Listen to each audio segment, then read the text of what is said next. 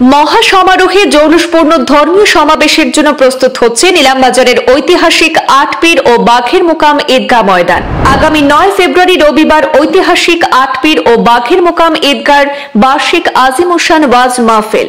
এবারও দক্ষিণ করিমগঞ্জের সবচেয়ে বড় ও আলোচিত ঐতিহাসিক আটপীর ও বাঘের মুকামের দ্বীনি সমাবেশে আমন্ত্রিত হয়ে আসছেন দেশ বিদেশের খ্যাতনামা আলেম ওলামারা। বিভেদ ও বিতর্কহীন আটপীর ও বাঘের মুকামের ওয়াজ মাহফিলে এবারও দেশের সমস্ত ধর্মীয় সংগঠনের মতাদর্শীরা আমন্ত্রিত। রীতিমতো দম ফেলার ফুরসত নেই আয়োজকদের। বরাবরের মতো এবারও কম করেও অর্ধলক্ষাধিক ধর্মপ্রাণ মুসলমানদের উপস্থিতির কথা মাথায় রেখে বার্ষিক ওয়াজ মাহফিলের জোর প্রস্তুতি চলছে নিলামবাজারের ঐতিহাসিক আটপীর ও বাঘের মুকাম ঈদগাহ ময়দানে।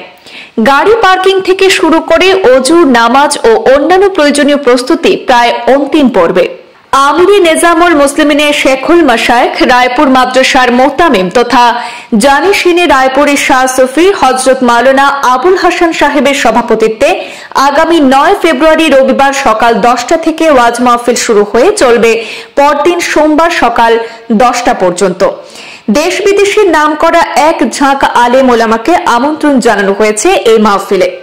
শুক্রবার ঐতিহাসিক আটপীর ও বাঘের মুকাম ঈদগাহ ওয়াজ মাহফিল পরিচালনা কমিটির সভাপতি গিয়াসউদ্দিন ছাড়াও ঈদগাহ পরিচালনা কমিটির সভাপতি ইশাদ আলী, সাধারণ সম্পাদক সেলিম আহমদ, স্থানীয় প্রতিদিন রিচার্জ সেন্টারের স্বত্বাধিকারী তথা কমিটির কোষাধ্যক্ষ আবু তাহের, কমিটির কার্যকারী সদস্য বিলাল উদ্দিন প্রমুখ সংবাদ মাধ্যমে বার্ষিক ওয়াজ মাহফিলের প্রস্তুতি পর্ব তুলে ধরে আয়োজিত দ্বীনি সমাবেশে দেশবাসীকে আমন্ত্রণ জানিয়ে মাহফিলকে সফল ও সার্থক করে তুলতে এলাকার সমস্ত ধর্মপ্রাণ মুসলমানদের সর্বাঙ্গীন সহযোগিতা কামনা করেন।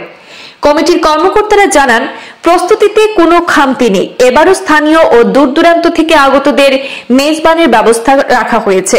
এবারে মাহফিলে প্রধান অতিথি হয়ে আসছেন আসামের বরপেটা থেকে আন্তর্জাতিক খ্যাতিসম্পন্ন ইসলামিক চিন্তাবিদ হযরত মাওলানা হাফিজ কারি ইদ্রিস আলী।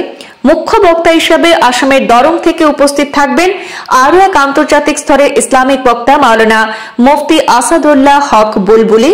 বিশেষ আমন্ত্রিত করা হয়েছে হিজিন দরবার শরীফের জানিশিন উত্তর পূর্ব ভারত আহলে সুন্নাত ওয়াল জামাতের সাধারণ সম্পাদক শাহ সুফি সৈয়দ হিফজুর রহমান মিশকাত। প্রধান বক্তা করা হয়েছে আসিমিয়া আলিয়া মাদ্রাসার মুহাদ্দিস মাওলানা মুফতি আনসার হোসেন আল কাসিমি এবং বিশেষ বক্তা হিসেবে আমন্ত্রণ করা হয়েছে আসিমিয়া টাইটেল মাদ্রাসার প্রাক্তন অধ্যক্ষ মাওলানা ফখরুল ইসলাম ও রাতাবাড়ি টাইটেল মাদ্রাসার শিক্ষক মাওলানা কারি নজরুল ইসলাম সহ বরাক উপত্যকা ও ত্রিপুরার প্রথম সারির প্রায় 1 ডজন আলেম ওলামা। ভাই, আমাদের ঐতিহাসিক আটপীর ও বাঘের মুকামের প্রত্যেক বছর জলসা হয়। এবারও 9 ফেব্রুয়ারি তারিখ ধার্য হয়েছে।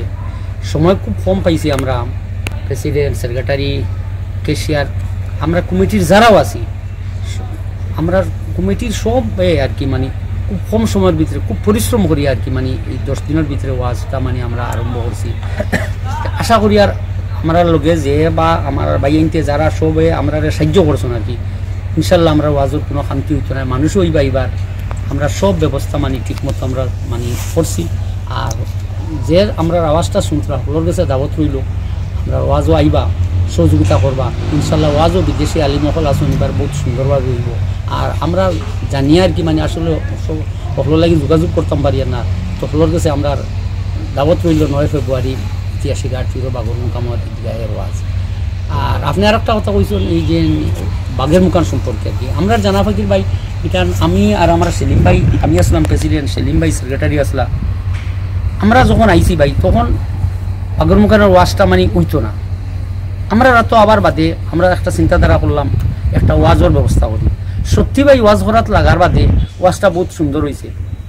আব্দুল্লাহ নুমান করি একজন ত্রিপুরার মানুষ আসলা, তাই নি ওয়াজটা দেখিয়া এই মুকামর কাহিনী জানিয়া তাই বললে আপনারা ঐতিহাসিক নামটা দিন না, এখানে ঐতিহাসিক একটা ওয়াজ হয়।